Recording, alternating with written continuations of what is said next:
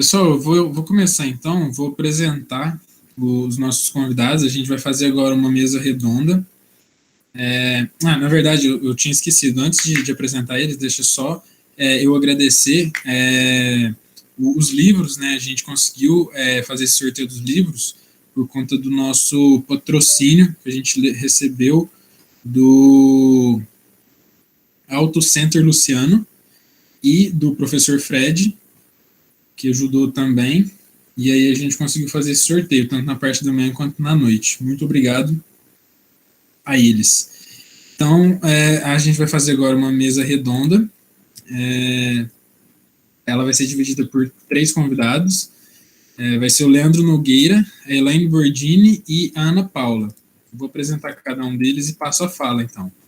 Leandro Nogueira de Souza, médico, graduado em medicina pela Universidade Federal Fluminense, pós-graduado em dependência química pela Unifesp, pós-graduado em homeopatia pela Associação Brasileira de Homeopatia e pós-graduado em psiquiatria pela FUNORTE, escritor, palestrante e sócio fundador da Lenog Saúde.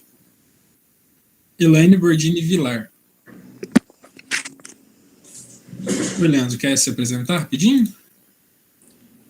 O protocolo vai ser esse ou apresenta todo mundo, depois a gente se fala? Fechou, pode ser então.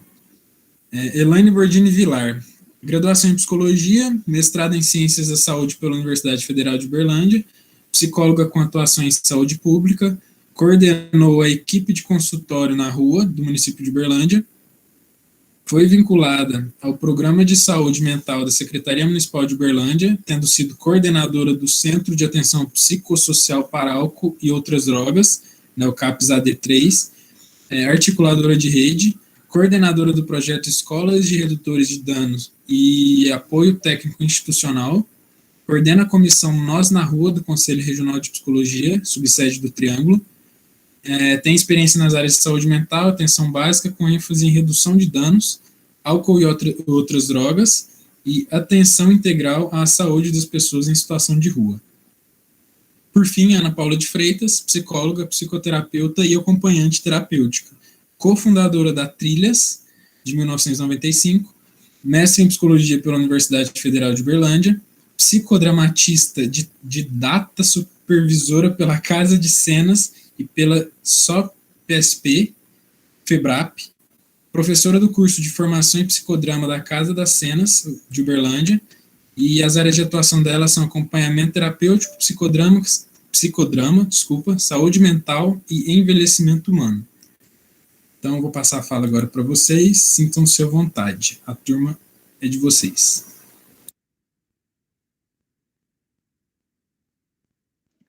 Deixa eu me apresentar, né? Falar para vocês qual que é a minha história com a saúde mental. Hoje, eu não sei se vocês estão tendo um pouco dessa... Tem muitos estudantes aqui jovens, né? Mas ter a oportunidade de conversar com o professor, né, o ex-deputado Paulo Delgado, é uma coisa da história, né? É histórico. Inclusive, na minha fala, uma das referências que eu sempre tenho são 2 marcos da reforma psiquiátrica no Brasil, que foi o fechamento da clínica Anchieta, que ficava ali naquela rodovia Anchieta, né, entre Santos e São Paulo, e o projeto de lei 3.657, que foi proposto pelo professor, né, Paulo Delgado. Então, hoje aqui nós tivemos a oportunidade, né, de estar aqui dialogando com a história. E eu, no segundo período da Faculdade de Medicina, eu fui num congresso em Buenos Aires, foi o segundo Congresso Internacional de Saúde Mental e Direitos Humanos, que foi organizado por um grupo lá que chama Madres del Plaza de Mayo, que são as mães da Praça de Maio, que eram as mães daqueles presos políticos que desapareceram na ditadura argentina, que elas iam para a Praça de Maio com as fotos dos filhos, né, e elas criaram um movimento social lá na Argentina, que é muito forte até hoje, e lá eu vi o professor Paulo Amarante falar sobre a reforma psiquiátrica. Eu não sei se todo mundo aqui conhece o professor, mas ele foi um dos membros, né, do movimento, daquela comissão tripartite que fez toda a questão da reforma psiquiátrica, E lá foi a primeira vez que eu ouvi falar sobre isso, e desde então eu falei, não, eu vou fazer psiquiatria e vou ser um militante do movimento antimanicomial. Então a minha história começou aí com essa experiência, com essas pessoas. Leandro, deixa eu só te interromper rapidinho. Eu esqueci de avisar. Pessoal, para a gente conseguir ter uma fluidez maior, vamos tentar já ir pensando nas perguntas e mandando no chat antes para a gente ler depois. E cada um dos nossos convidados vai ter 20 minutos de fala, e aí, quando tiver faltando uns 5 minutinhos, eu vou avisando também. Podem continuar, desculpa a interrupção.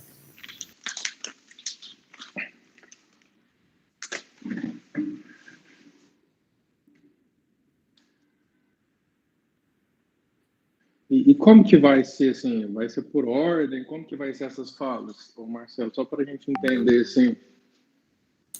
Pode ser na ordem que eu apresentei. Primeiro o senhor, Dr. Leandro, depois a Elaine e por último a Ana Paula. Então tá. Então, assim, só complementando isso, né? O meu primeiro contato com a reforma psiquiátrica foi, né, através da fala do professor Paulo Amarante, e hoje está reunido aqui, né, com estudantes, a gente vendo aqui o número de pessoas que estão participando desse evento, assim, isso é muito bom, porque nós estamos consolidando 20 anos da reforma psiquiátrica no Brasil, mas como, inclusive eu fiz essa pergunta para o professor Paulo, a questão de como ele vê agora esse movimento, né, de contra-reforma que está ocorrendo. E isso é muito sério. Nós temos aqui até uma colega que vai falar que ela trabalha no projeto de consultório de rua. Eu conheço esse projeto em outras cidades, em Uberlândia também. E esse revogaço, ele trata, né, de questões como de desviar verbas, né, de determinadas áreas da saúde mental para outras áreas que tecnicamente não tem sentido. Então, colocar em risco o programa de volta para casa, consultório de rua, as residências terapêuticas. Então, a minha fala, nesse momento, eu começo falando por esse risco, né?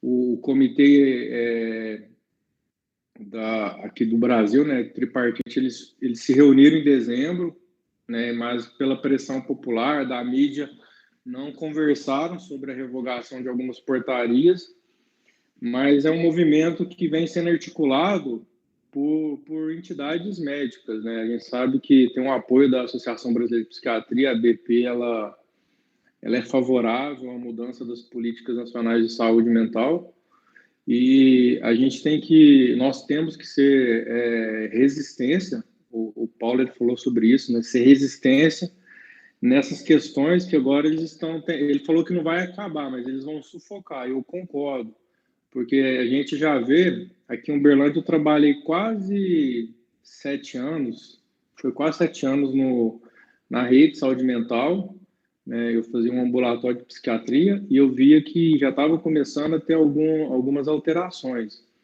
Então, a questão da manutenção, né, dessas políticas, principalmente dos RAPs, que o pessoal conhece mais os CAPs, mas os CAPs eles vieram, né, das RAPs, né, que a gente sabe que são as redes de apoio psicossocial, e ter agora essa consciência, e ele falou de unir, né, aqui não tem que ser não tem que ser algo de uma única categoria.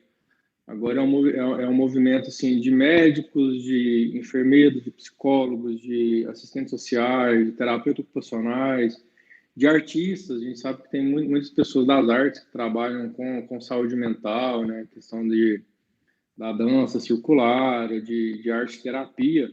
É um movimento agora de união, porque o cenário ele vem num cenário de movimento conservador, de investir mais dinheiro em abertura de leitos em hospitais especializados, que é contrário à própria lei do professor, que fala que o doente de saúde mental tem que ser atendido em um hospital geral e não criar um hospital próprio, né, que vai ver em questão de exclusão, né, de separação dessas pessoas do cenário da saúde.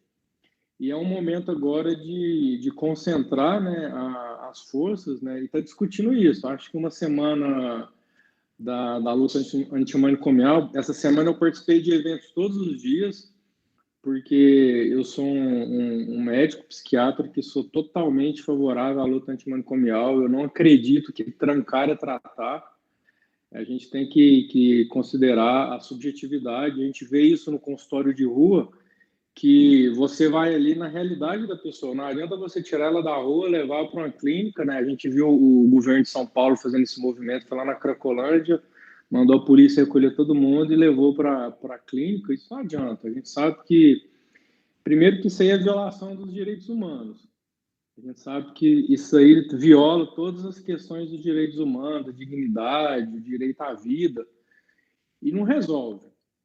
Então, tá discutindo sobre a luta antimanicomial nesse cenário de polarização, e aqui eu falo a mesma coisa do professor, eu não tenho partido político, e toda a minha fala hoje aqui ela é baseada na minha visão técnica, né, que eu tenho de formação da área da saúde, e na minha questão ideológica, mesmo de acreditar que a saúde ela é algo subjetivo, ela é uma construção, ela não deve ser baseada apenas na medicamentalização, né? As pessoas que trabalham, que já conviveram comigo, sabem que eu tenho essa postura de acreditar que a gente tem algo além disso, né? Não estou dizendo, igual o professor falou, o problema não é que tem que acabar as internações, é que elas têm que ser precisas, indicadas, técnicas, o tempo suficiente, né, para recuperação. Você nunca vai ver uma crise que dure mais de 30, 60, 90 dias. Uma pessoa ficar internada em crise 3 anos, a gente tem que rever o nosso modelo mesmo de saúde, porque não faz sentido você criar espaços, né, para confinar pessoas que vão ficar aí por tempo indeterminado. A questão da internação, ela é para tirar o paciente de crise.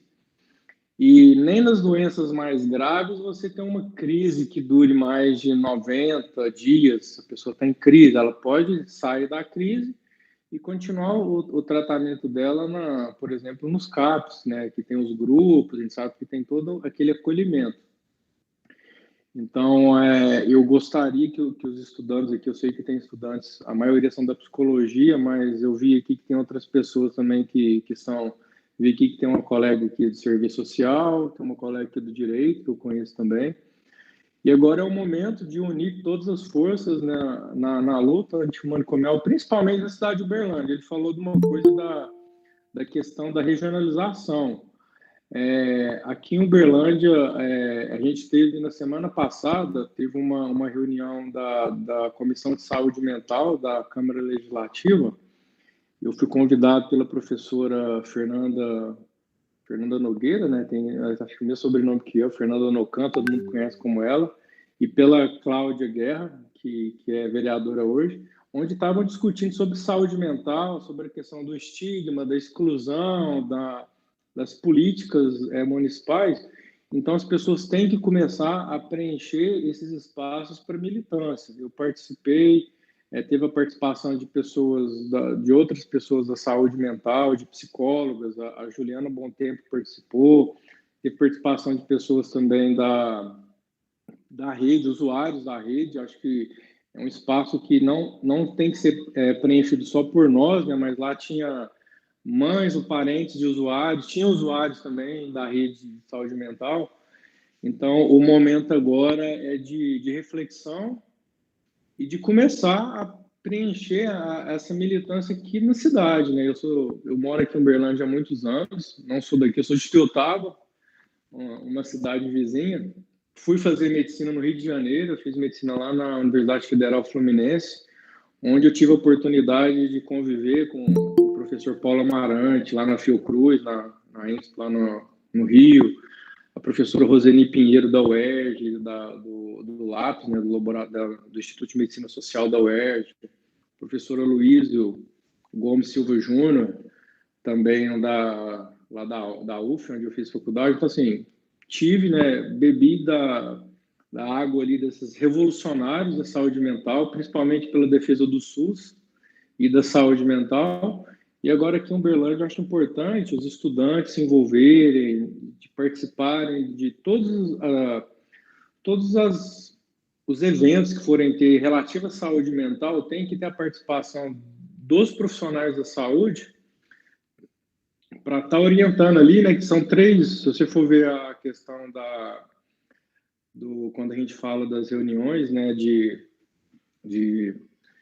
da saúde em geral, né, que a gente sabe que tem as reuniões nacionais, as estaduais e as municipais, então tem que preencher esse espaço e militar na questão de não levar a questão dessa polarização que está acontecendo hoje, né, eu sou do bem, do mal, da direita, da esquerda, azul, amarelo, não, vamos falar de questões relevantes, né, à saúde mental e ao bem-estar das pessoas, sem independente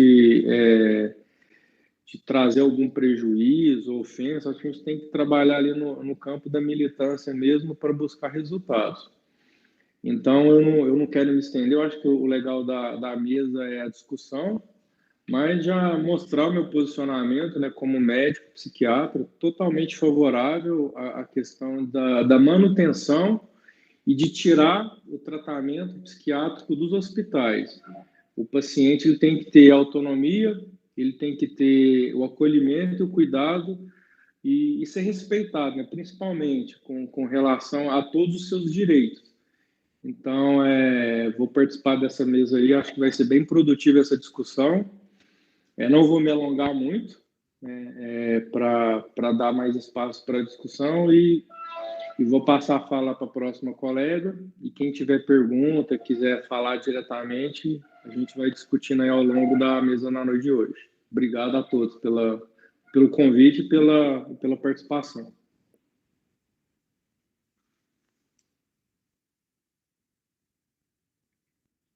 Boa noite. Posso começar a falar, então? Vocês estão me ouvindo bem? Então, queria primeiro agradecer, né? Agradecer o Fred, que é um querido, me fez o convite, a Franciele, que articulou aí a minha participação, agradecer a comissão, né? Organizadora desse evento, cumprimentar a Ana Paula, Leandro, dizer assim que é uma alegria ouvir o Paulo Delgado, né? O Paulo ele já esteve aqui em Berlândia algumas vezes. E assim, não está aqui agora, mas eu não sei se ele se lembra, a gargalhada dele é inconfundível, né? Muito boa. Eu não sei se ele se lembra, ele teve no serviço que eu coordenei, que foi o CAPS-AD, ele participou de uma grande roda de conversa com os trabalhadores e usuários. Uma roda de conversa muito potente. E eu tenho a memória, assim, de um abraço que ele me deu e disse, esse serviço tem muita vida.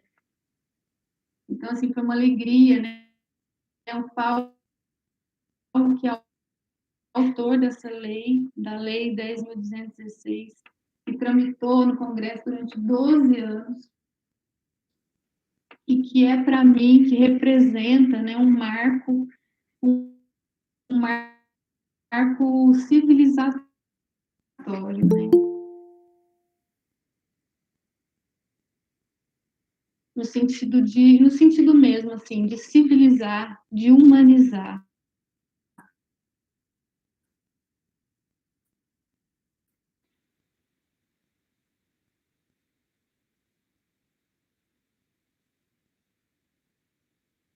Eu tenho uma história na saúde pública, muitos anos, tenho uma trajetória Elaine, da luta, há alguns anos que eu estou na atenção básica, que eu estive e estou na atenção... Oi, porque deu uma travadinha e aí não deu para pegar o que você entendeu. Na verdade, deu uma boa travada.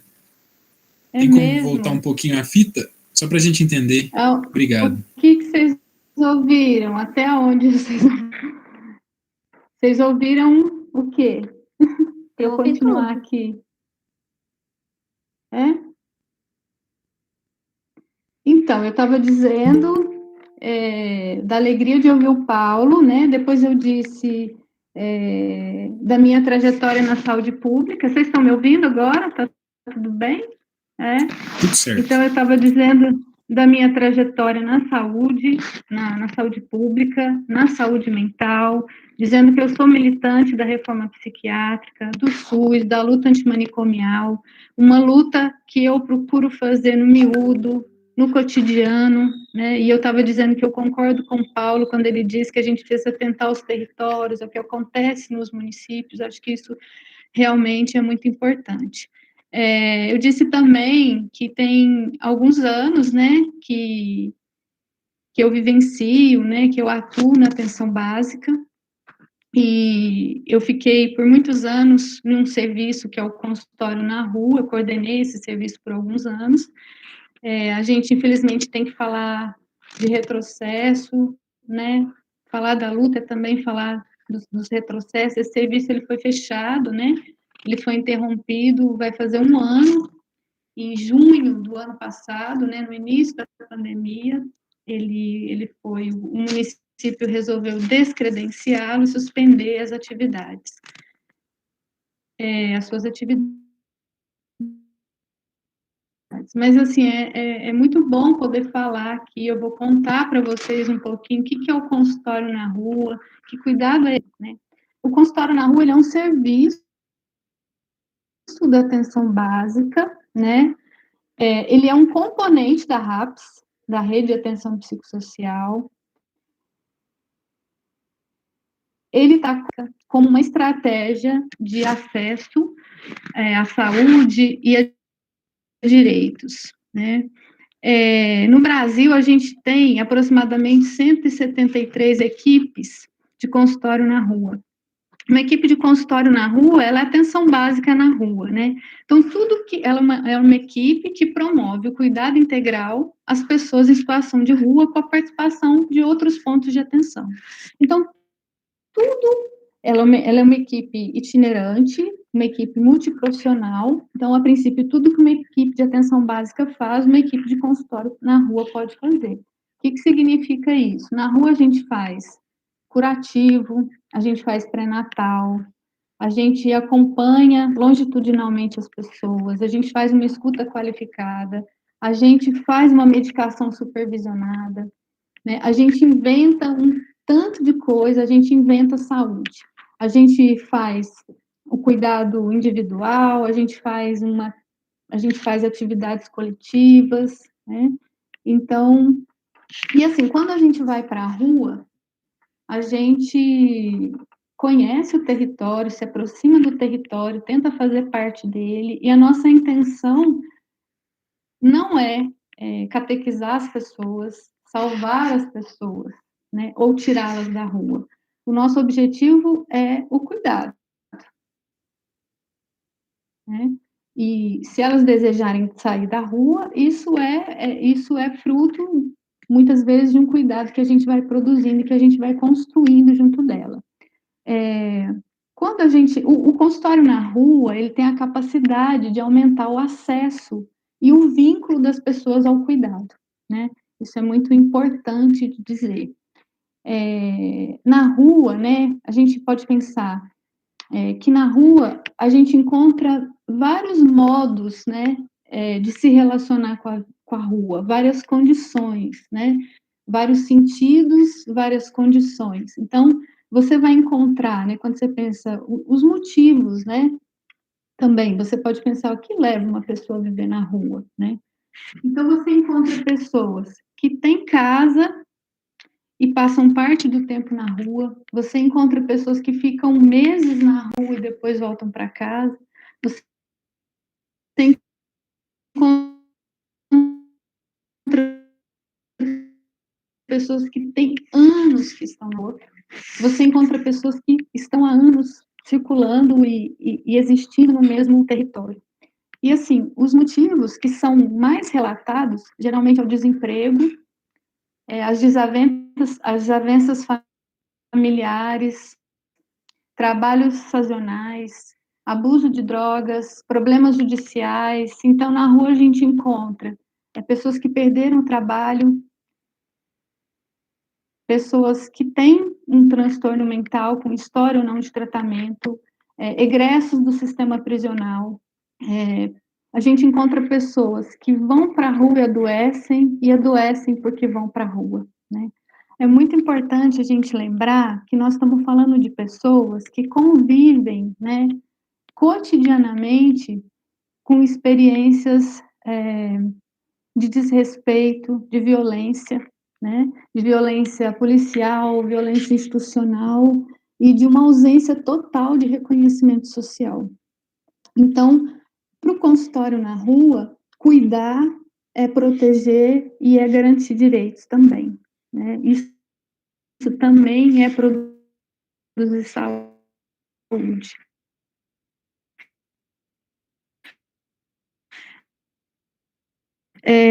Eu me lembro de uma fala, eu quero trazer aqui uma fala, da era do CAPS, é proteção, porque o mundo é muito violento conosco. Então, eu vou dizer que, eu vou trazer essa fala também para dizer sobre as pessoas em situação de rua. Então, eu queria dizer que falar de luta antimanicomial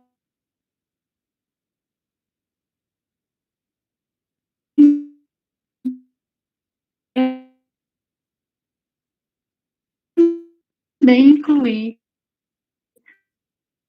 as pessoas que fazem, né? Então, nós precisamos incluir essas pessoas nos nossos debates sobre a luta antimanicomial.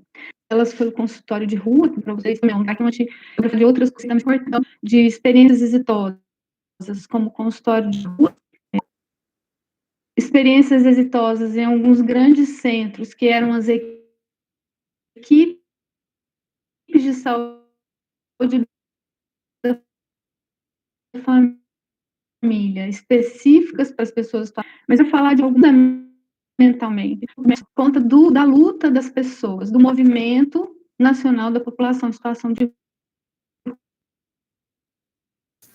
Elaine.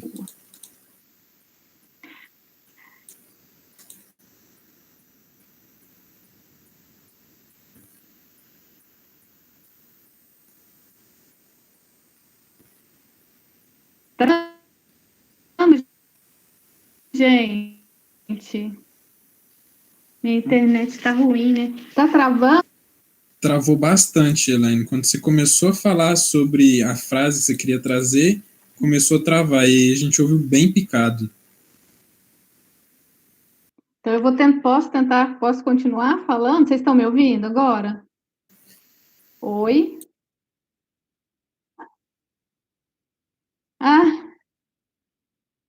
Tá. Tá. Tá.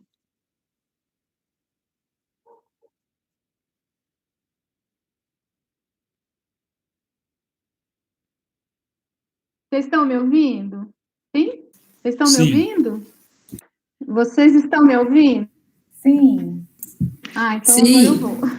Então eu parei a fala, eu estava dizendo da fala da usuária do Sersan, é isso que vocês não ouviram, né? É isso? Comecei a falar disso e travou.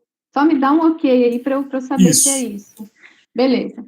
Então eu trouxe essa fala da Laura, que é uma usuária lá do Sersan, na verdade ela é presidente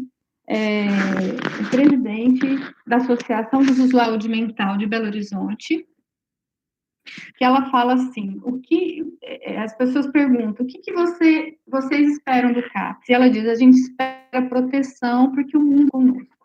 E aí eu queria trazer essa frase para a lembrança e a importância de garantir direitos e proteção para as pessoas em situação de rua. Eu estava dizendo também que eu entendo que pensar na luta antimanicomial é também incluir nos nossos debates as pessoas que fazem da rua seu espaço de moradia, de existência, de sobrevivência, de resistência. Eu estava dizendo que o consultório na rua, ele foi exemplo de algumas experiências exitosas, né? Uma delas é o consultório de rua, e outras são as equipes de saúde da família que existiam nos grandes centros, específicas para as pessoas aqui a gente não... o consultório na rua, a existência desse serviço ele fundamentalmente existe por conta do movimento social, do movimento da população nacional, né, o movimento nacional da população em situação de rua. Eu queria evocar, né, eu queria trazer aqui a fala da Maria Lúcia Santos, que é uma representante, foi uma representante, ela já faleceu, ela é de Salvador, ela foi uma das representantes, e ela dizia, o tempo da sopa e do cobertor passou, né? Na verdade, ainda não passou, mas eu espero que passe, né?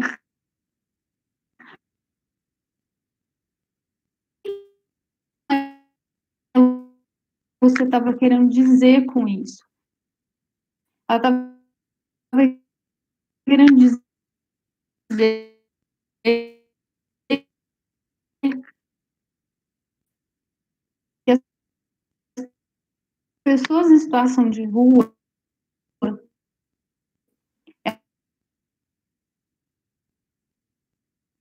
né? É, é, é, é, e, e, e, e tenta. Vocês estão me ouvindo? Elaine, travou bastante de novo. Você estava falando do tempo da sopa e do corredor. Né? Sim, acho que sim. Do cobertor. Do cobertor, isso. Ai, que pena. Acho que é difícil falar assim, né? Então, eu estava trazendo a fala da Maria Lúcia Santos, que é representante do Movimento Nacional da População em Situação de Rua, que ela diz isso, assim, que ela dizia isso, né, que o tempo da sopa e do cobertor passou. Eu acho que não passou, mas eu espero que um dia passe. E assim,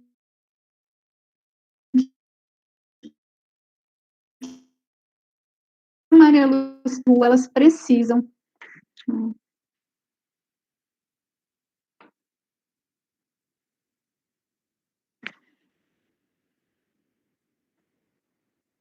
Vocês estão me ouvindo, gente? Não? Não. Vocês não estão me ouvindo? Não sei o que fazer.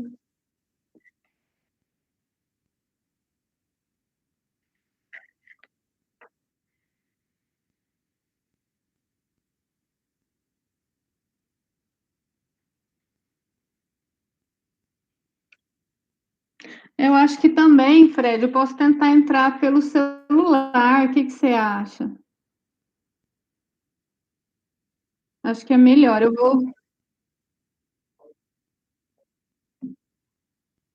Eu peço desculpas, eu vou sair aqui e vou tentar entrar aqui pelo celular, tá bom?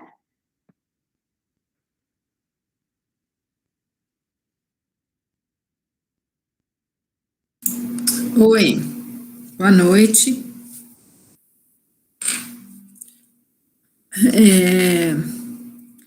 Então a gente aguarda, Fred, a Elaine? Ou eu posso começar, depois volta?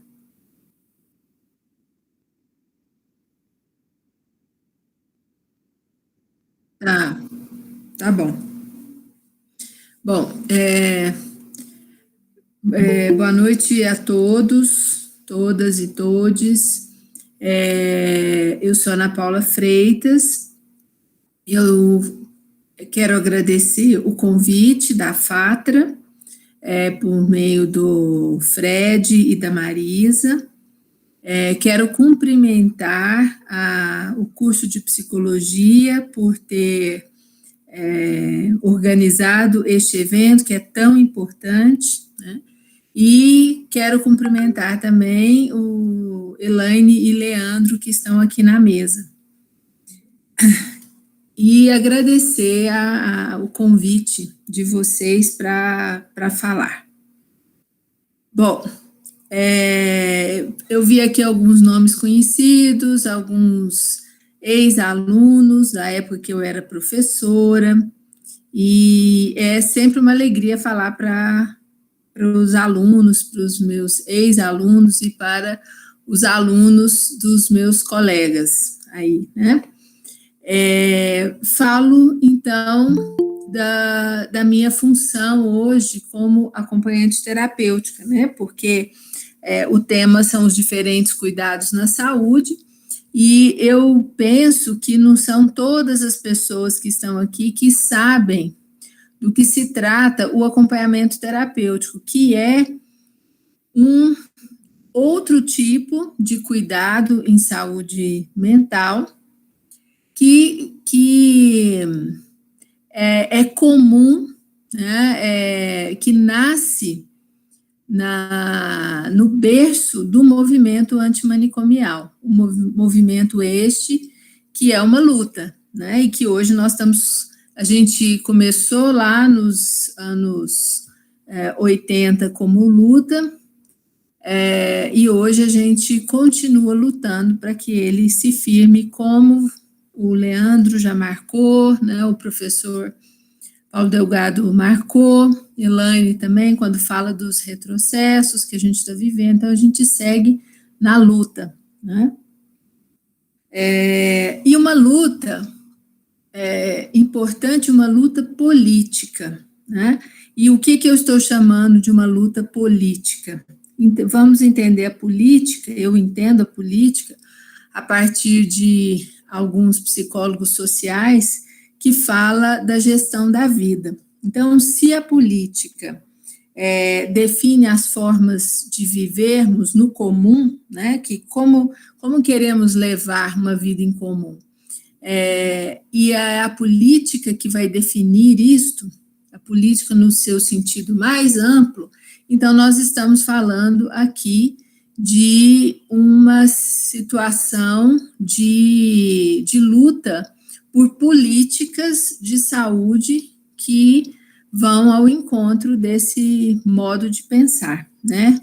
Esse modo de pensar o cuidado em liberdade, o cuidado com respeito, o cuidado multi e interdisciplinar, o cuidado de acesso a todas as pessoas, né? A Elaine estava falando sobre o consultório na rua, e o acompanhamento terapêutico também é um dispositivo que circula na rua. Ele tem algumas diferenças, né, com as pessoas do consultório na rua, com a política do consultório na rua, mas primeira coisa para falar para vocês então que o acompanhante terapêutico, ele é um profissional, ele tem a função de circulação, né? Ele é uma função terapêutica, ele é um dispositivo clínico e político, nesse sentido que eu estava me referindo à política, certo? Então, o acompanhamento terapêutico, ele nasceu há muitos anos atrás, no berço da reforma psiquiátrica, né, quando se começou a entender que os cuidados não podiam ficar os cuidados em saúde mental não podiam ficar mais no confinamento de um hospital psiquiátrico, e aí muitas pessoas já falaram dessa história, mas aí aquelas pessoas que estavam fechadas nos manicômios, como que seria essa vida dessas pessoas e essa transição para voltar para casa, de volta para casa, né? O Leandro falou do projeto de volta para casa, né? Os ATs atuaram bastante no início desse projeto, né, aqui no Brasil. Então, como que isso fazia? Começou a surgir a figura dos estudantes de psiquiatria, de enfermagem, dos estudantes de psicologia, primeiro os estudantes, os técnicos de enfermagem, que começaram a ajudar aquelas pessoas que estavam confinadas, presas há tantos e tantos anos, começaram a ajudar essas pessoas a retomarem um convívio nas casas, em novas casas, em repúblicas, com os parentes, né, e fazer essa circulação de conseguir trabalho, de formar a sua rede de relações, de suporte, e de conseguir ir ao banco, de conseguir pagar uma conta, de conseguir fazer uma comida, enfim, de retomar a vida, ou de começar uma vida, apesar do sofrimento que viveram na institucionalização, né? Vamos lembrar que eu estou falando disso de muitos anos atrás, quando nasce essa figura que foi chamada inicialmente de amigo qualificado, e depois, mais tarde, de acompanhante terapêutico, que é o nome que a gente usa até hoje, né? O acompanhante terapêutico, ele está com o sujeito que está, em geral, que sofre, ele está nos lugares pelos quais ele circula, ou os lugares que ele não circula, né? E o objetivo é de promover essa ampliação desses sócios, essa ampliação em muitos, seja com o objetivo de desenvolver, ajudá-lo na retomada da sua autonomia depois de uma crise, ou ajudá-lo, estar com ele para pensar projetos de vida das mais diferentes formas, né? De estar com ele para o cuidado no momento de crise, né? Seja o antes, durante a crise, de ajudar a formar uma rede de suporte para que ele possa levar a vida dele da forma mais autônoma possível, mais cidadã possível, que ele possa, esse sujeito que está em sofrimento, que ele possa, enfim, ter uma vida digna, né? Uma vida, ter cidadania, ter dignidade, ter trabalho, né? Ter relações. Bom, então, nesse sentido, a nossa luta faz coro com não existe um acompanhante terapêutico que não pense a situação de cuidado fora desse modo de pensar do cuidado em liberdade. O acompanhante terapêutico, ele tem algumas coisas, algumas similaridades, ele tem alguma interface com o agente redutor de danos, e também com o agente de saúde, a ACS, né, o agente comunitário de saúde. Mas ele fica muito próximo, né, ao seu paciente, ou às vezes até o seu paciente pode acontecer acompanhamentos terapêuticos em grupo. Mas, em geral, é aquela relação 1 a 1, né? Ele ajuda uma pessoa, está com ela, seja, vamos imaginar, um paciente que é o paciente do CAPS, ele pode entrar e sair do CAPS, fazendo essa ponte, ir até a casa desse paciente, o AT vai até a casa desse paciente, ele pode acompanhar o paciente numa consulta, ele pode sair para ajudar ele a conseguir o trabalho, ele pode estar junto com ele na cozinha para fazer uma comida, ele pode ir ajudar a organizar o guarda-roupa, né? Então, o acompanhante terapêutico trabalha na ação, ele trabalha a partir de uma ação terapêutica, e essa ação de circulação. Então, eu estou dando exemplos concretos para quem ainda nunca ouviu falar do acompanhante terapêutico, imaginar esta situação, né? Então, ele é um atendimento, necessariamente, ele não é um atendimento psicológico, ele é vamos chamar de um atendimento psicossocial, né? E dentro da saúde mental. Ele não necessariamente é feito por psicólogos, embora muitos psicólogos são ATs, nem todo AT é psicólogo. Para vocês terem uma ideia, o último grande congresso de acompanhamento terapêutico aqui no Brasil, há uns anos atrás, a presidenta era uma terapeuta ocupacional. Então, terapeutas ocupacionais, assistentes sociais, pedagogos, enfermeiros e psicólogos são algumas das profissões que lançam mão da função do acompanhante terapêutico. O acompanhante terapêutico tem que ser um profissional da saúde, de formação universitária, não precisa também ser um profissional formado, né? Às vezes, há uns anos atrás, uma experiência numa cidade no interior do Rio Grande do Sul, a prefeitura contratou acompanhantes terapêuticos de nível técnico. Eles eram técnicos de nível de 2º grau para ajudar numa desinstitucionalização de pacientes que estavam há muito tempo institucionalizados, ajudá-los nessa volta para casa, né? E então o acompanhante terapêutico ele é uma função, como eu havia dito, muitas pessoas em Uberlândia são psicólogos e acompanhantes terapêuticos que trabalham na rede pública de saúde, né?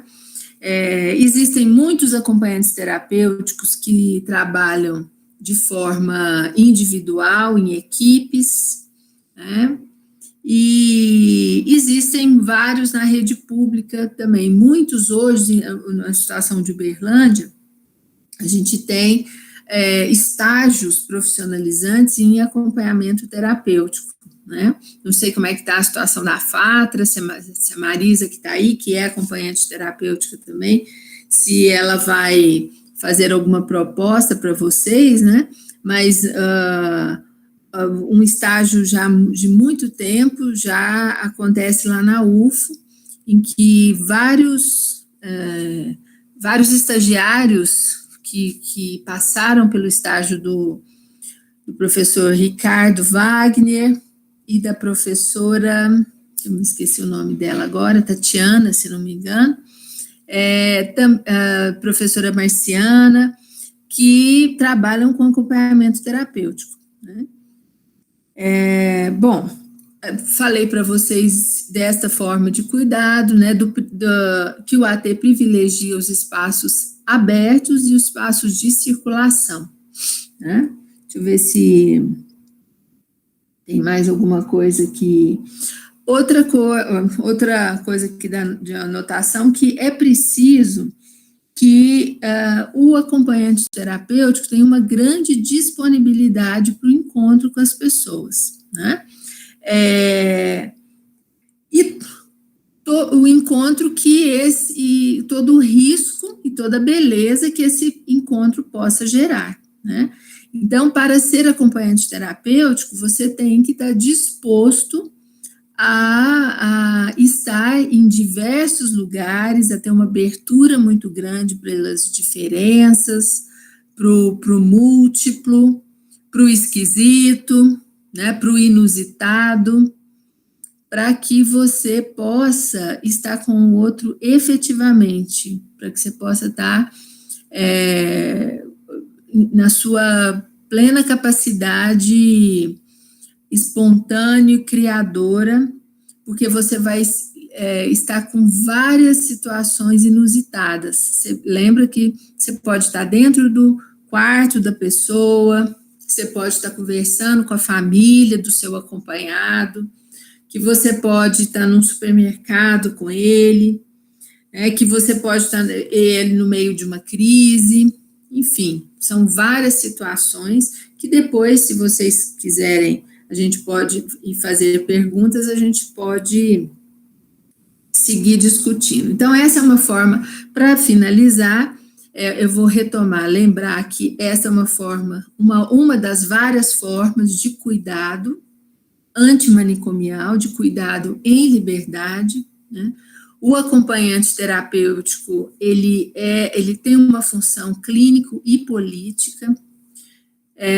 Hoje, a gente tem aqui em Uberlândia, a gente está na semente de um movimento chamado Movimento de Acompanhantes Terapêuticos, do qual a professora Marisa faz parte, e outras pessoas que estão fazendo algum ativismo. Desde 2018, a gente vem se encontrando, tentando fazer um ativismo em prol da luta antimanicomial. Fica o convite para vocês, quem quiser se juntar a essa luta, para a gente seguir defendendo o cuidado em liberdade, a cidadania, os direitos das pessoas, a justiça social, todos os valores que a gente comunga, né, no movimento antimanicomial. Depois a gente segue se tiver mais alguma pergunta. Por hora, eu agradeço a atenção de vocês. Obrigada. Eu vi aqui vários comentários. Oi para todo mundo aqui, gente. Vai ter mais 100 inscrições agora, Ana Paula. Foi convidar, agora vai ter que aceitar. Aham. Elaine, está aí? Voltou? Voltei. Será que Vamos agora lá, então. eu consigo terminar? Vou tentar. Agora vai. Vou tentar ser breve, né? Porque minha fala ficou muito confusa, né? Muito interrompida, né? Então, eu quero então continuar falando disso, que essas pessoas em situação de rua, elas precisam de políticas públicas estruturantes. É importante a gente lembrar que essas pessoas, elas sofrem de invisibilidade em seus direitos, em sua cidadania, né?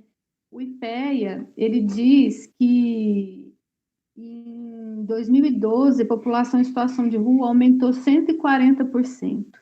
Que no início de março do ano passado, eram 222 mil brasileiros em situação de rua. E a tendência é que esse número cresça com a crise política acentuada pela pandemia. No entanto, o IBGE, ele diz que ele não tem metodologia para conhecer essas pessoas, para saber como é que elas vivem, que necessidade essas pessoas têm.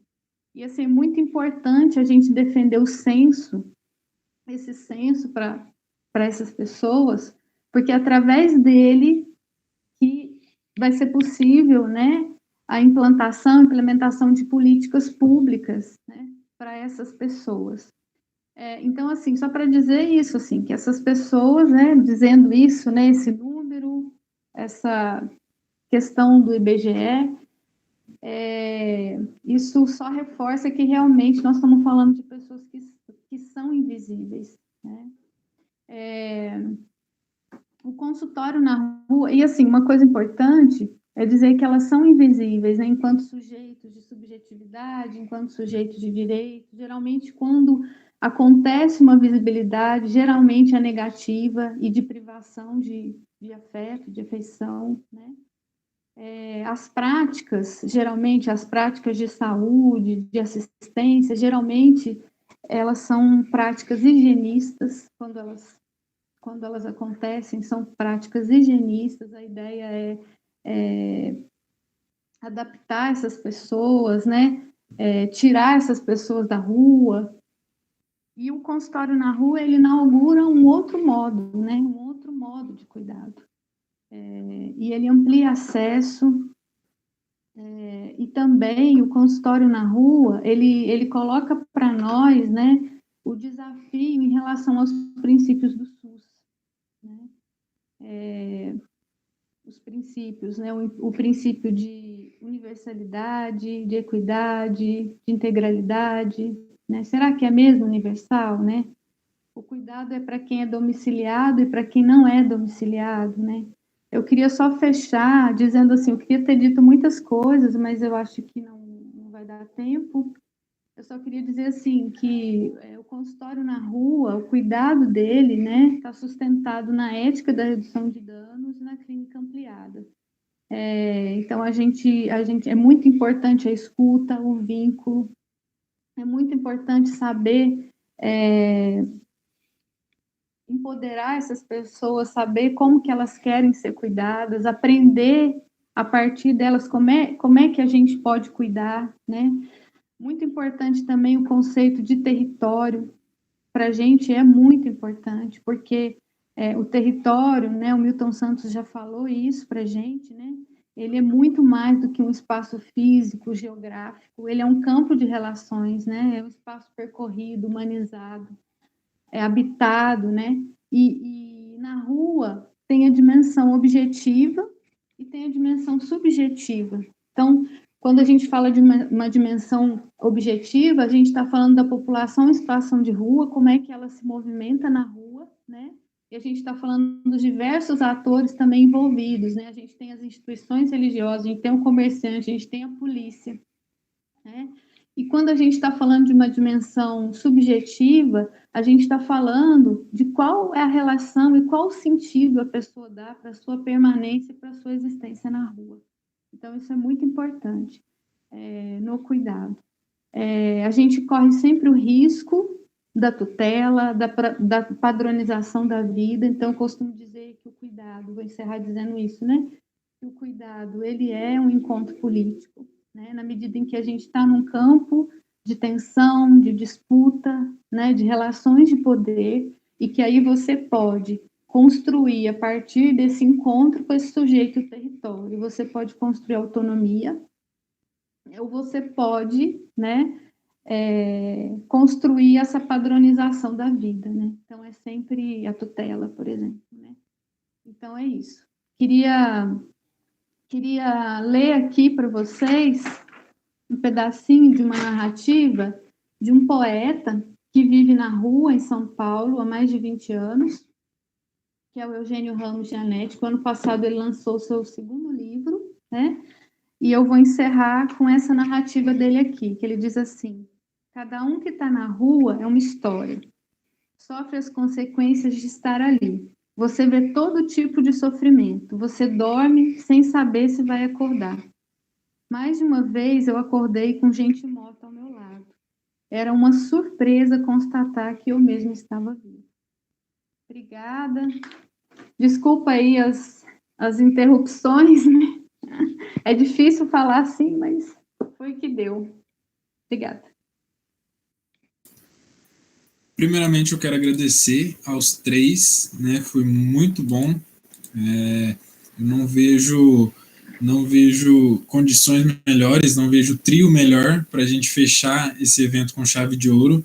Muito obrigado por aceitarem o convite, por estarem aqui, trazerem tantos conteúdos, tanta informação relevante para nós.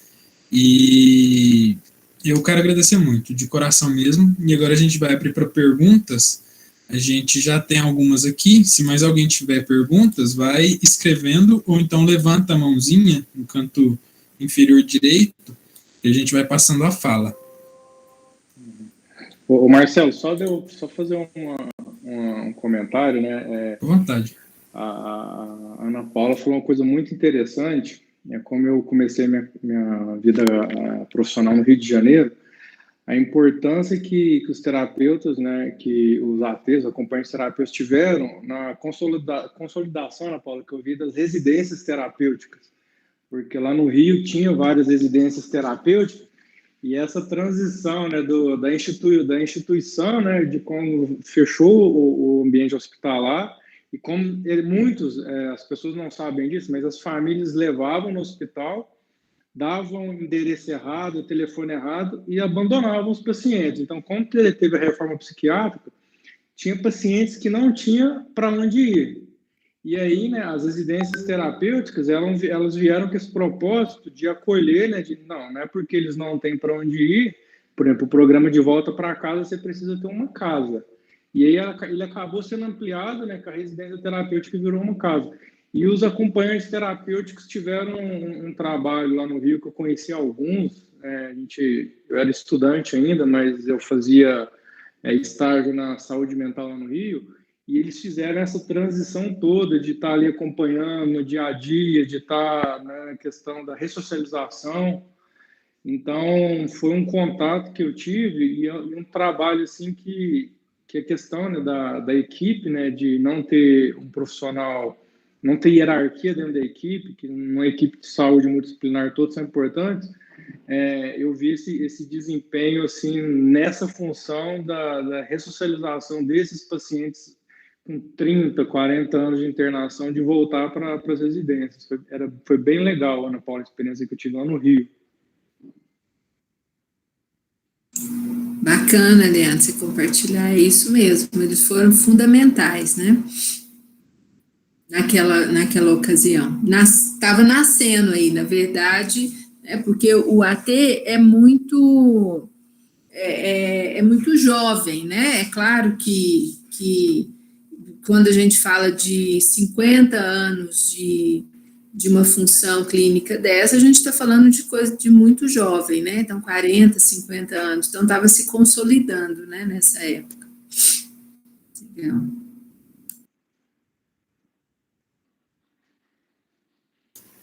Tá certo, então. Eu vou começar a ler as perguntas. Espero que não tenha muitas outras, porque eu também tenho umas aqui guardadas. Mas vamos lá. A Morgana Souza, ela pergunta: você acha que no fim da pandemia este trabalho retorna? Existe uma rede de voluntários? Se sim, o que é necessário para este voluntariado? Eu acredito que essa pergunta foi para a Elaine, quando ela estava falando do consultório na rua. Então, eu não sei se esse serviço retorna, né? Eu sei que existe aí uma ação do Ministério Público Federal, né, que exigiu o retorno desse serviço na cidade. Acho que o município, aqui não posso responder pelo município, né? Eu sei que o município ele pediu um prazo, não sei que prazo é esse, né? Mas assim, por conta de uma ação, né, a gente acredita que em algum momento esse serviço deva voltar. Em relação ao voluntariado, eu não tenho conhecimento. Eu sei que em Uberlândia existem muitos grupos assistenciais, muitas ONGs, né, que acessam as pessoas em situação de rua, levando alimento, roupas, né? Então, assim, o que eu sei, em Uberlândia existem muitos grupos, né, que todas as noites, inclusive, eles se reúnem no WhatsApp para que eles possam organizar, né, para que cada grupo vá num território particular, para não ter um excesso, né, de coisas num território só e faltar no outro. Então, é isso que eu sei, tá bom? Não sei se respondi.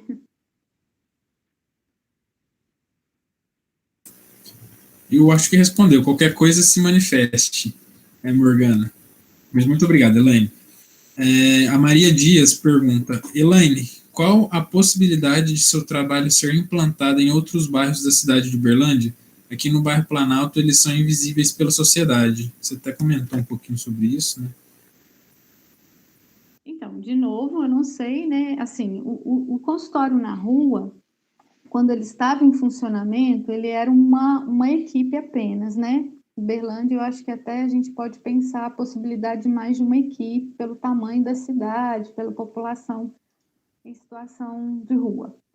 Mas, assim, na época em que a gente estava na rua, a gente mapeou alguns territórios, né? Então, a gente entendeu, embora a gente fosse referência para o município como um todo, a gente não dava conta de estar em todos os territórios. Então, a gente circulava, né, ia ao encontro das pessoas, onde tem um maior número de pessoas vivendo na rua, que é a Praça da Rodoviária, Nicolau Fé, as grandes praças mais centrais, Cemitério São Pedro, A gente ia no bairro Tibério, Moarama, né? O Planalto a gente circulou algumas vezes, mas a gente não tinha o hábito de ir toda semana, né? Porque a gente não dava conta.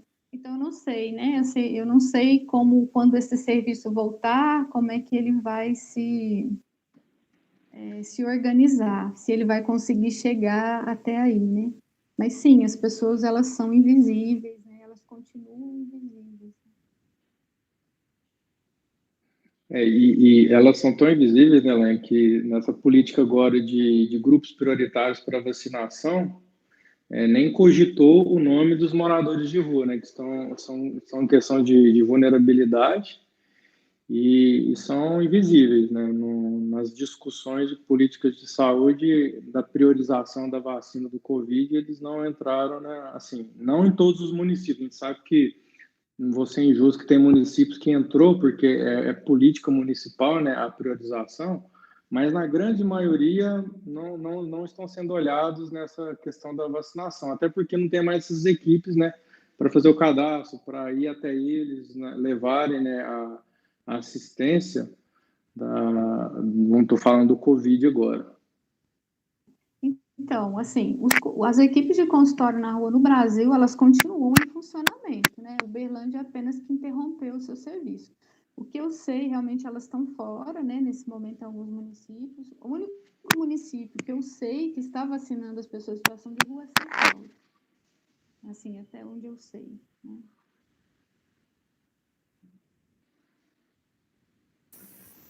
Certinho. A Ana Paula fez uma pergunta interessante. Ela pergunta: no caso dos moradores de rua, como vocês dão sequência a esse acolhimento, já que eles não têm um local fixo de moradia? Então, a gente acredita e sustenta o vínculo com essas pessoas, né? Então, tem pessoas que a gente sempre encontra num determinado território, elas sempre estão ali, né? E quando a gente faz o vínculo e a gente precisa encontrar essa pessoa, né? Geralmente a gente acaba encontrando, ela dá notícia, ela manda recado, né? Por exemplo, a gente cuidou de uma moça com TB, que na rua a gente encontra pessoas com muitas condições difíceis, né? Então, por exemplo, essa moça, mulher em situação de rua, com TB, usuária de crack, né? Então, a gente cuidou dela, ela fez o tratamento de TB por 6 meses, a gente fez o acompanhamento da medicação dela, era uma pessoa que ela mudava muito de território, ela tinha o nosso telefone, então ela ligava: Elaine, hoje eu tô na pista. Então, tá na pista significava, eu tô na Mata do Lagoinha fazendo programa, preciso de preservativo e vem aqui trazer o remédio, porque é aqui que eu tô. Ou às vezes ligava e dizia, chorando: hoje eu usei muita droga, não tô legal, não quero ver vocês. Tudo bem, amanhã a gente encontra você então. Onde é que você vai estar? Então, assim, a gente vai criando estratégias, né, para acessar essas pessoas. E, assim, o vínculo, o que sustenta esse cuidado é o vínculo. Então, e as pessoas na rua, elas confiam muito, né, quando o vínculo se dá, né, porque o vínculo é uma relação de confiança que se dá ao longo do tempo, né, longitudinalmente. Então, quando elas confiam, elas vão dando notícias, né? Elas participam do próprio cuidado, né?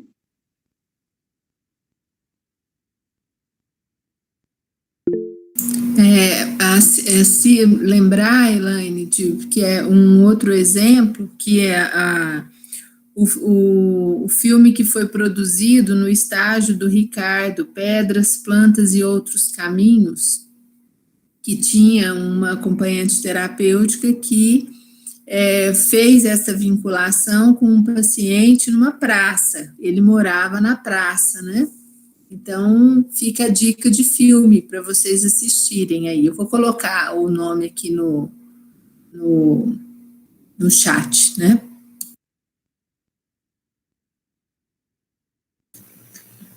As perguntas acabaram, eu vou ler só um comentário aqui do Igor. Ele falou, na verdade, de todos, né, os profissionais. Ele ele fala: Elaine, é muito gratificante o trabalho de consultório de rua. A luta é árdua, sei que já era difícil, com políticas ultraconservadoras torna-se mais difícil ainda. Muita luta. Ele também agradeceu a Ana Paula, falou que quer saber sobre as comunidades de acompanhantes terapêuticos, falou que é um trabalho maravilhoso. E ao Dr. Leandro, ele parabenizou pelo maravilhoso posicionamento pessoal e profissional enquanto médico psiquiatra militante antimanicomial. Eu queria aproveitar, já que não teve outras perguntas, de passar na frente. E depois eu queria também fazer um esclarecimento sobre a história de consultório de rua e consultório na rua, que são coisas diferentes, tá? Eu queria depois fazer esse esclarecimento.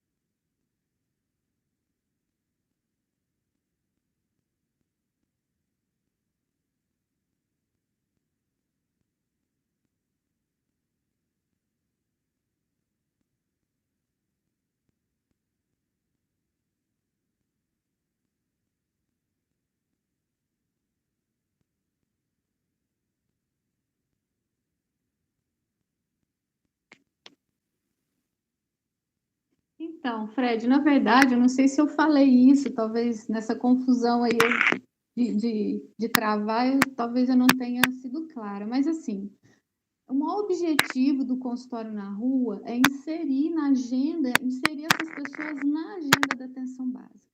O consultório na rua, ele foi criado para construir pontes. Então, quando a gente está na rua, a ideia é a gente construir pontes entre a rua e os outros serviços. Então, a gente tensiona a acolhida, né, e as especificidades dessas pessoas nos outros pontos de atenção.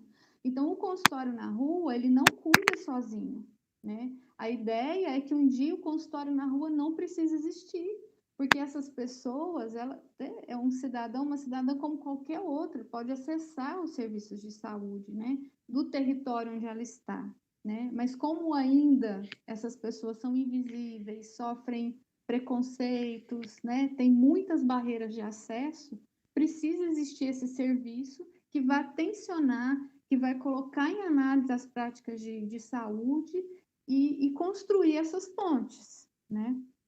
Então, assim, o consultório na rua, a ideia é que outros pontos de atenção participem desse cuidado. Embora isso, às vezes, é difícil, é tenso, né? É muito tenso, mas a ideia é essa. Não sei se eu ajudei aí a te esclarecer.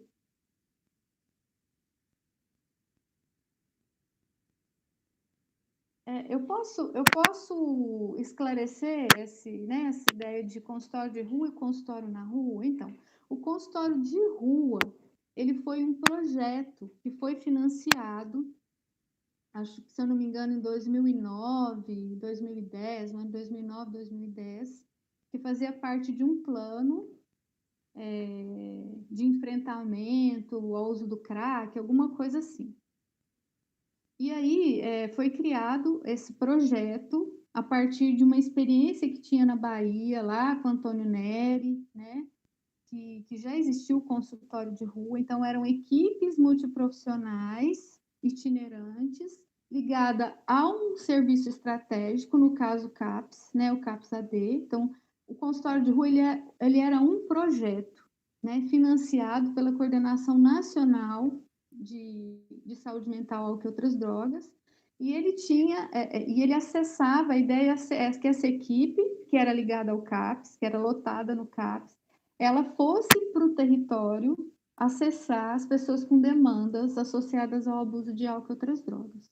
Então, era um projeto financiado pelo Ministério da Saúde. Num determinado momento, e aí as pessoas foram entendendo que, na verdade, o consultório na rua ele não era um serviço estratégico, ele era um serviço de atenção básica, porque ele estava no território existencial ali das pessoas, né?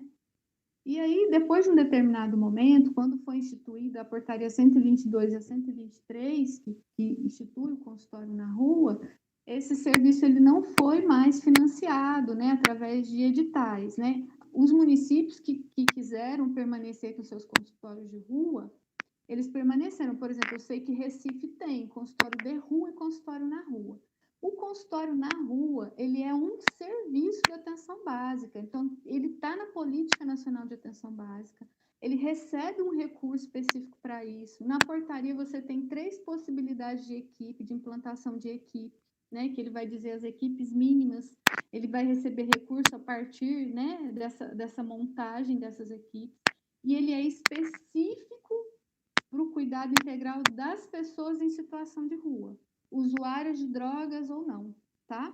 Uma coisa também que eu queria esclarecer é que o campo de atuação do consultório na rua não é só a rua, ele é prioritariamente a rua, mas ele é também a rede, porque é função do CAPS construir rede, e é também o campo de atuação dele, a própria unidade onde ele está lotado, porque ele tem que estar numa equipe de saúde da família, né? No caso, a nossa equipe estava lotada na equipe de saúde da família do Bom Jesus, né? Então, por exemplo, você está na rua, você precisa fazer um pré-natal.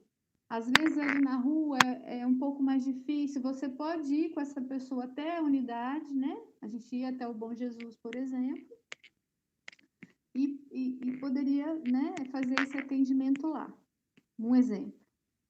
Por exemplo, a gente atendia as pessoas na rua e falava, olha, essa pessoa era atendida e precisava colher sangue, por exemplo. Ela podia ir de manhã lá na unidade colher o sangue, tá? Só para esclarecer, a gente fez muitos grupos nos albergues, né? Muitas rodas de conversa. Então, é isso, assim, e articulando, e circulando, e tensionando essa rede. Muito bem explicado, Elaine. Obrigado por diferenciar para nós. Não apareceu nenhuma nova pergunta, então eu vou aproveitar o espaço. Eu queria saber um pouquinho sobre Dr. Leandro.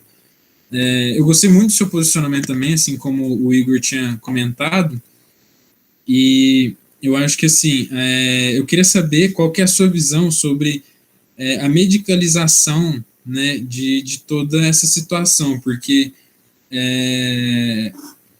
às vezes a gente da psicologia não tem a mesma visão, né, que um médico psiquiatra, apesar das áreas poderem ser próximas, né, não necessariamente elas são, mas a psicologia e a medicina ela está bem próxima, mas às vezes a gente não tem a mesma visão, e de repente ver com você qual seria talvez a forma da gente tentar mudar um pouco essa situação, porque hoje em dia a medicalização tornou até quase uma gíria, né? Todo artigo científico que você pega está falando de medicalização. Sim, e não é só de psicotrópicos, né? Teve uma reportagem recente no Fantástico mostrando que, primeiro, assim, mostrando da indústria farmacêutica. A gente tem que entender que a gente vive num regime capitalista e que uma das áreas que mais lucram é a indústria farmacêutica, né? Nos Estados Unidos, no mundo, né, nos últimos anos, a questão de trilhões de dólares.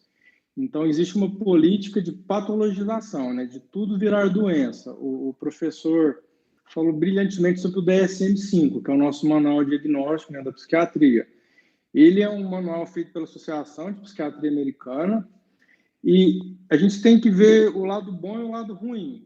Ele traz alguns critérios diagnósticos, algumas orientações, só que ele tem um viés assim de patologia, de tudo virar patologia. Eu vou dar um exemplo, do DSM-4 para o DSM-5, luto passou a ser patológico, independente do tipo de luto. Se alguém for no consultório psiquiátrico e falar que perdeu alguém, pelos manuais de diagnóstico, nós estamos respaldados a passar um remédio.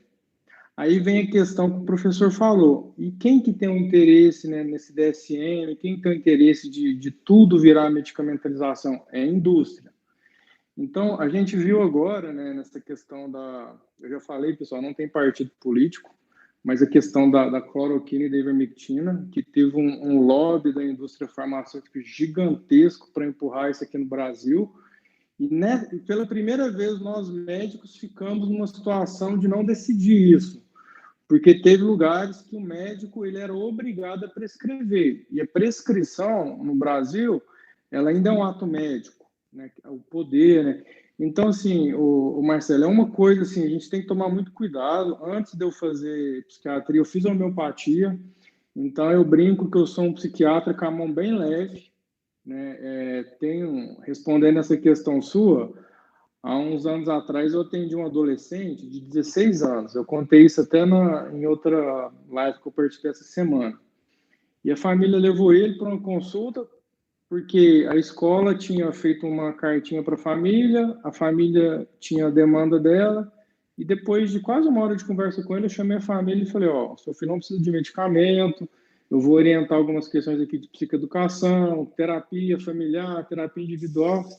E eles foram embora com uma frustração, porque o pai e a mãe tinham certeza que ia sair com uma receita mágica de que o problema do filho era remédio. E a escola tinha mandado uma cartinha também. Então, assim, a gente, como profissional, você falou da questão da medicina, a gente tem que analisar a demanda da pessoa, no caso desse adolescente, a demanda da família e da escola. E nem tudo se resolve com medicamentos, né? Eles são importantes, desde que tenha uma indicação técnica, um objetivo, a gente não passa medicamento a esmo.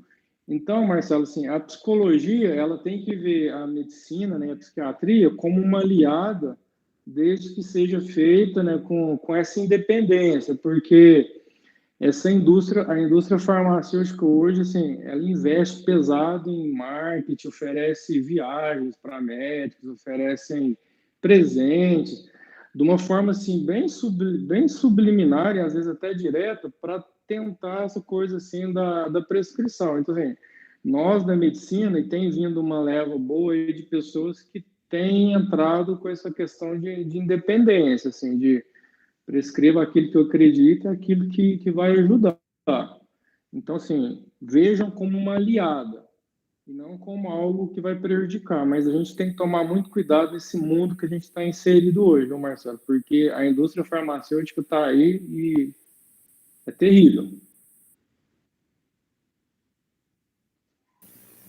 Perfeito, muito obrigado por esclarecer. É realmente isso, eu concordo em número e grau. E eu achei muito interessante porque eu já ouvi muito professor, né? Todos os nossos professores, eles sempre falam isso, né? Para a gente não tratar os sintomas, e sim a causa. E, assim, pode ser que isso seja uma limitação minha também, né? Eu não conheço, eu não tenho essa visão, mas até onde eu sabia de psiquiatras, eu nunca imaginaria um psiquiatra falando dessa forma. Então, eu achei muito, muito legal, muito interessante. Aproveitar então agora e fazer só mais uma perguntinha para a Ana Paula, caso ninguém tenha. Eu queria que você falasse um pouquinho mais, desse mais informações sobre os ATs, porque algumas pessoas demonstraram interesse, inclusive eu. Então, se puder fazer de forma mais breve ou prolongada, fica a seu critério. Bom, deixa eu falar, porque acho que foi o Igor que falou de comunidade de AT, mas eu falei, na verdade, de um movimento de ATs. Vou começar a falar do movimento, que é assim. Em 2018, logo depois que teve a eleição do Bolsonaro, a gente ficou muito assustado, e aí a gente começou, a gente vinha reunindo, e a gente começou quando chegou janeiro de 2019, que veio aquela portaria, né, que mudou, e aí já estava sinalizando uma mudança ainda maior do governo Temer, dos financiamentos de aparelhos de eletroconvulsoterapia e o financiamento das comunidades terapêuticas, corte de verbas, etc. Aí a gente começou a reunir um grupo de acompanhantes terapêuticos, assim, o que a gente vai fazer? E aí, algumas pessoas que a gente conhecia. Então, a gente começou a fazer um pequeno ativismo, que foi de começar a ir nos espaços públicos falar sobre o que era o movimento antimanicomial. Então, a gente começou, por exemplo, a gente escolheu ir nas feiras livres, a gente ia aos domingos e outros dias durante a semana, para falar para as pessoas sobre o que era, né? Para isso também, para escutar as pessoas.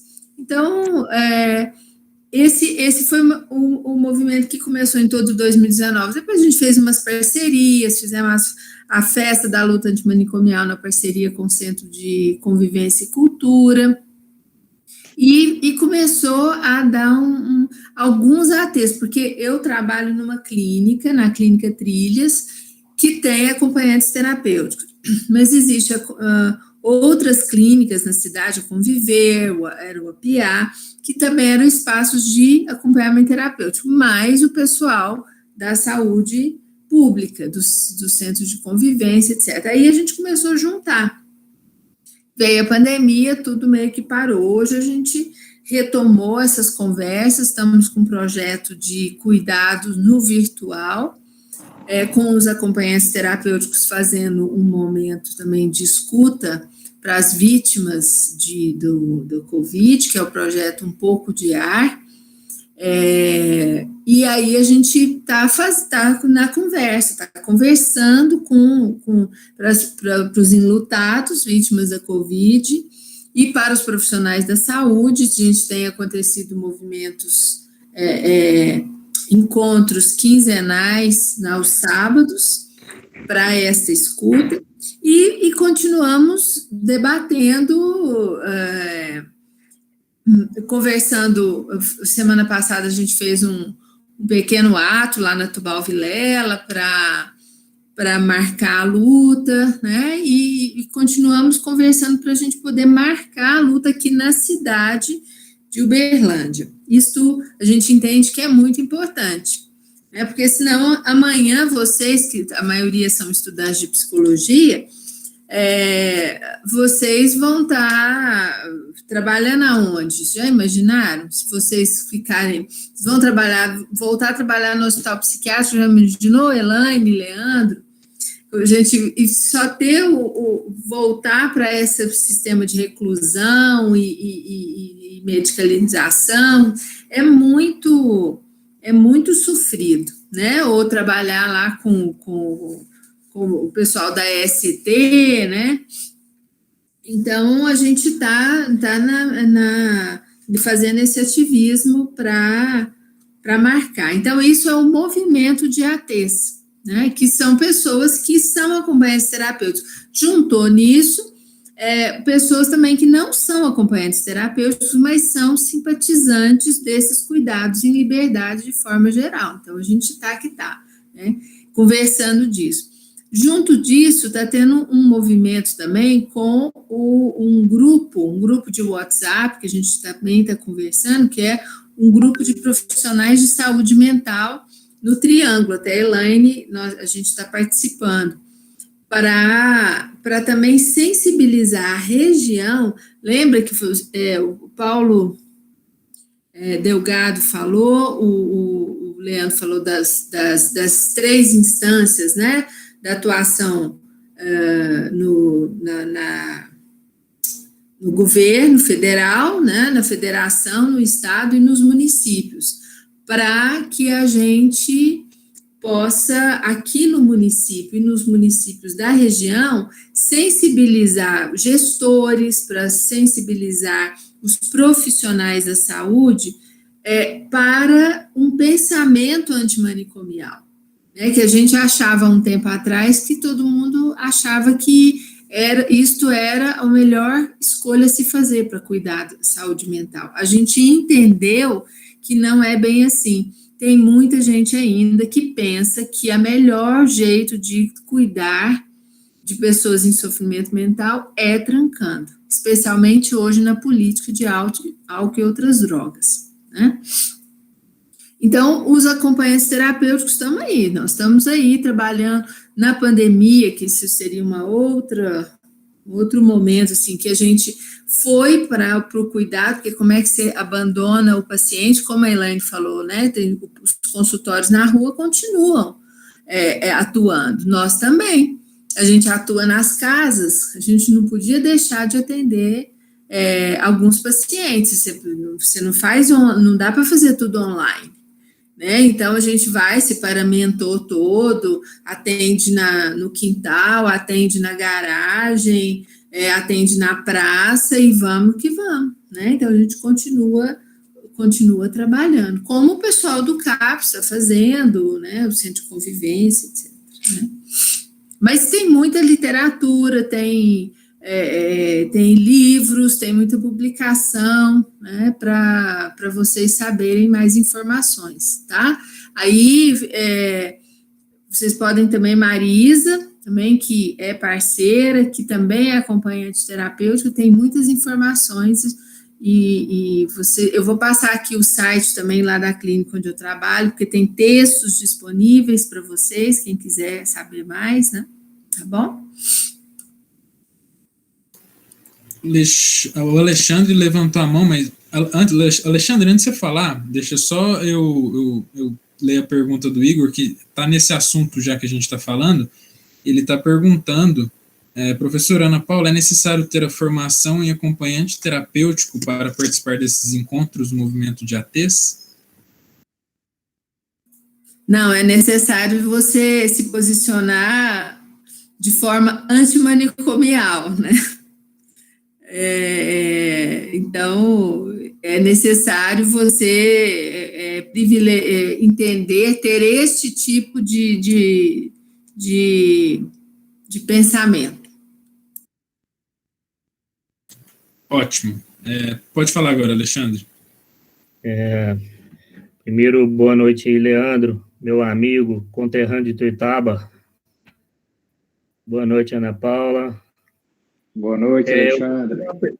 Boa noite. Eu queria fazer uma pergunta para a Elaine, que eu achei muito interessante no conteúdo social, né, e na faculdade a gente viu pouco sobre isso, a respeito do consultório na rua, né, essa abordagem que é feita, assim, em poucas palavras, você poderia falar, assim, como seria uma psicoterapia breve, como que funciona, assim? Não sei se a turma caiu essa curiosidade, mas... Porque eu achei muito interessante. A gente só de falar que é estudante de psicologia, todo mundo já quer consultar com a gente, né? Imagina ter um ônibus ali com consultório na rua.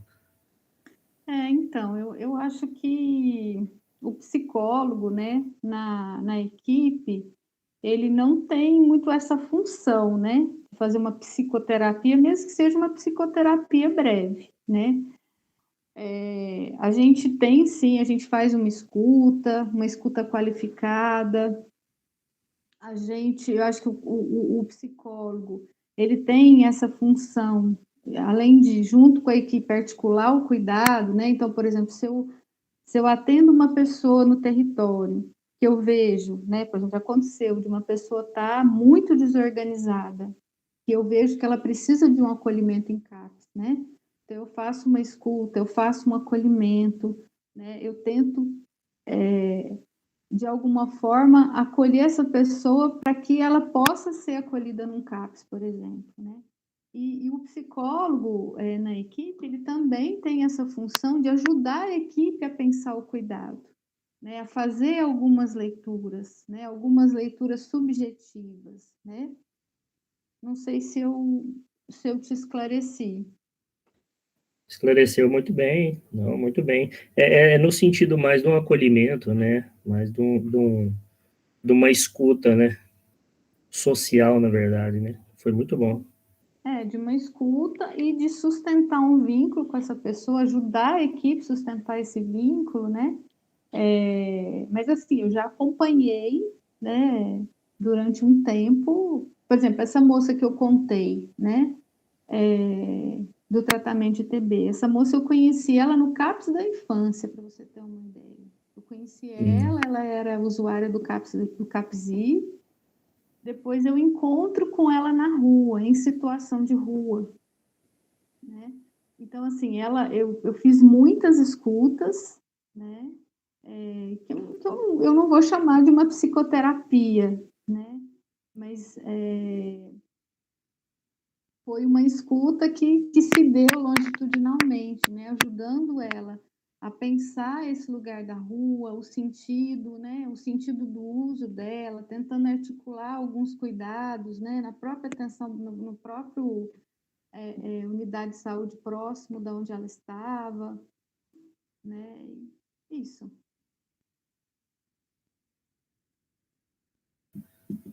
Muito bem, obrigado, Elaine. Ô, Leandro, eu lembrei de você esses dias. Minha mãe foi no médico cardiologista e saiu de lá com uma receita de um remédio Lexapro, rapaz. Então eu penso assim, né? Para onde vai a medicalização, né? Tô pulando pontas altas. Vai no cardiologista e sai com prescrição de antidepressivo, né, Alexandre? Imagina. É uma indústria. Infelizmente, assim, não que os remédios sejam ruins, mas a gente tem que tomar muito cuidado, né? Como eles estão sendo indicados, né? Isso aí E a questão do especialista, né? Se tem um psicólogo, se tem um psiquiatra, se tem um cardiologista, se você tem algum...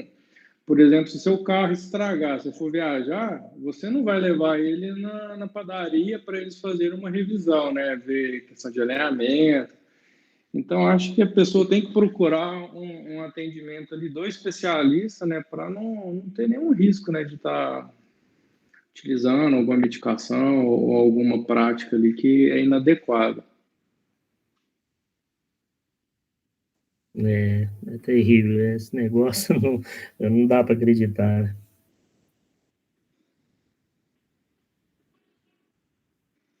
Muito bom mesmo. Pessoal, mais alguém tem alguma dúvida? Eu falei muito bom, mas na verdade é muito triste, né? Eu falei muito bom do evento. Acho que deu para entender, né? Pessoal, antes de eu... como ninguém... Eu acho que não tem mais dúvidas. Antes de eu liberar vocês, né, nossos convidados aqui sendo mantidos em cativeiro, vamos só tirar uma foto, tirar um print para a gente postar no Instagram. Quem quiser ligar as câmeras aí para a gente participar, só para a gente deixar lá de recordação, bem bonito. O que vocês acham?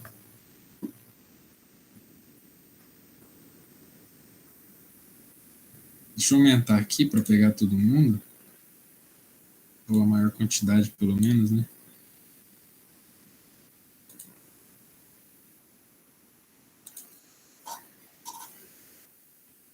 Isso.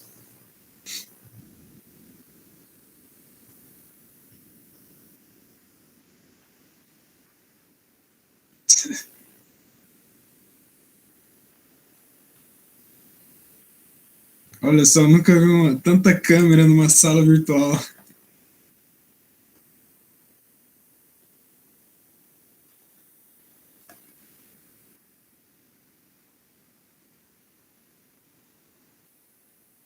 Todo mundo, vamos.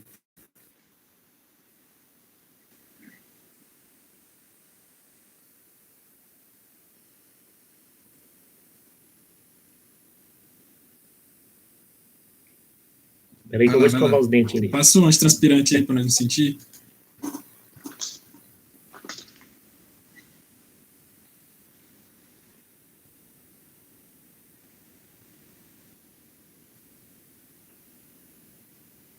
Tá quase. Vamos, pessoal.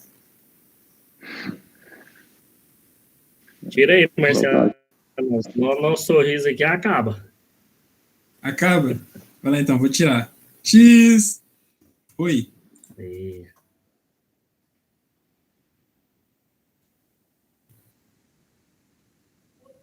Valeu, galera.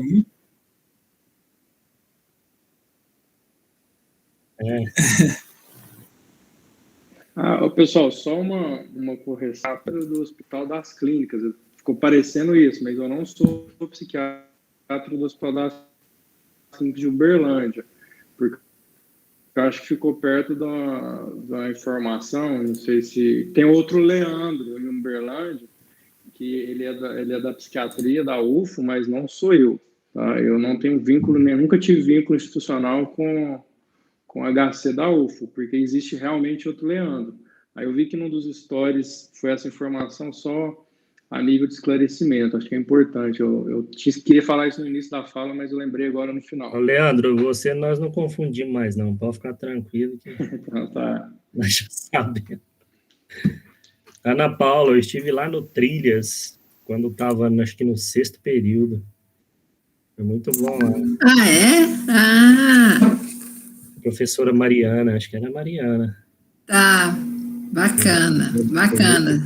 Eu conheço vocês também, Ana. Inclusive, tem o livro de vocês. Conheço através da Gabriela Franco, que é AT também. Sim, sim, que bacana. Bacana, Raíssa. Gente, vou ali. Até mais para vocês. Obrigado aí. São momentos muito bons. Já aproveitar, então, para agradecer o Marcelo, o Fred, da organização, a Nath, né, que foi a intermediária, que me fez o convite, a Natsuela, que é estudante da FATA. Agradecer a Elaine, a Ana Paula, aí, a honra de dividir esse espaço com vocês.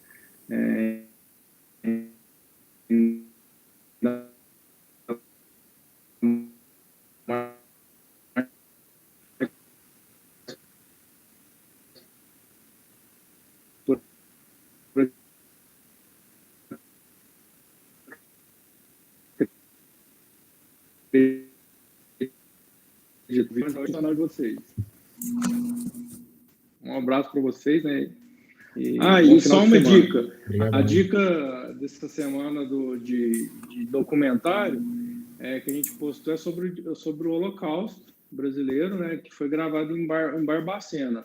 Eu acabei de postar o link dele na minha rede social. Quem quiser, só ir lá, que eu pus aí no chat. Tá lá o link para assistir. É bem interessante. Quem não viu esse documentário ainda, assistir. Ótima recomendação. Ótimo. Muito boa mesmo. Marcelo, parabéns aí, viu? Você, sua turma aí, todo mundo aí. Tá? Nós aqui da turma, nós estamos no último ano aqui. Temos orgulho dessa turma de vocês aí. Vocês são para frente mesmo, viu? Muito obrigado, Alexandre. A gente se esforçou para que o evento saísse legal, mas sem a orientação do Fred também não teria sido de longe.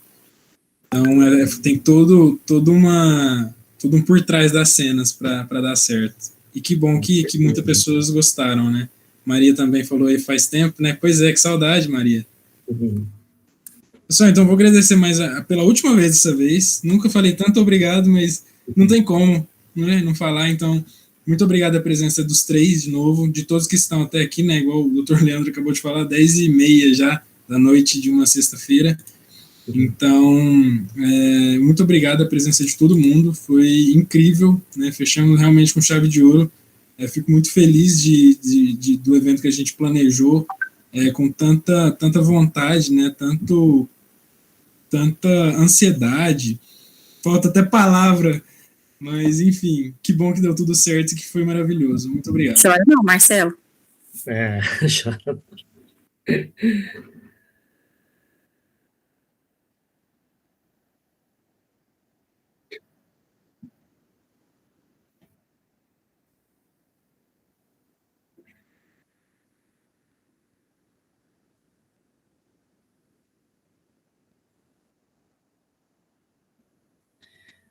Até mais a todos aí, obrigado. Até mais. Parabéns. Tchau, gente. Boa noite. Sei que ele Boa noite. é um defensor da luta mesmo, então parabéns, professor. Tchau para todo mundo. Bom descanso, meninos que organizaram. E até. Boa noite a todos.